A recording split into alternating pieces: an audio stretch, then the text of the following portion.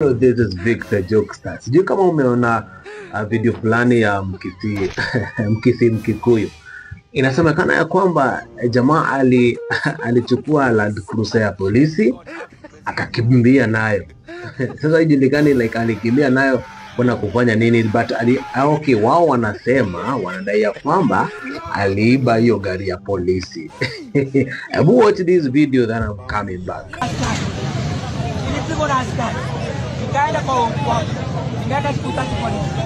Yeye tuangalieni. Sasa hii gari umeona ni hapa. Ya Kenya. Na iko na insurance analipa ushuru. Angalieni mtu analipa ushuru. Wewe kwa koyo. Kiko mwana wangu leo kwa mwezi. Usiugererie ndani. Mambo Kenya. Umeiona. But it's true. Mali ni ya Wakenya, eh?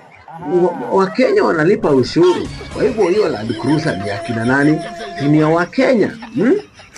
Mali inafaa kuwa ni ya Wakenya. Kwa hivyo huyu jamaa mimi sioni makosa yoyote amefanya. Alienda tu kachukua gari akakimbia nayo.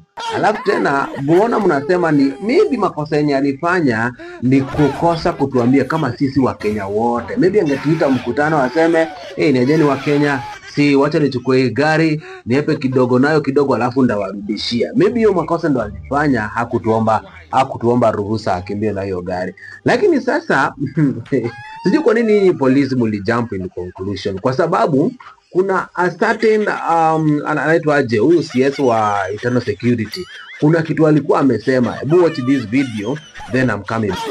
Nilikuwa naona wengine hapa wanaandika kwa gazeti ati Murkomen is encouraging corruption by saying support police officers mweke mafuta kwa gari zao. Kwani hiyo ni story? Nikawa some of these watu wanaandika magazeti, they have never interacted with police officers.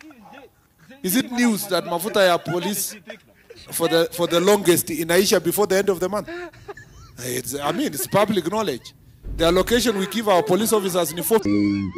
Amesema haina shida polisi kuwekewa mafuta. Kwa hivyo mimi nimeconnect haraka. Huyu jamaa alikuwa ameiba gari ya polisi Land Cruiser, akimbie nayo aende aweke polisi mafuta alafu arudishe gari. Kwa nini mnamshika? Kwa nini unasema yeye ameiba?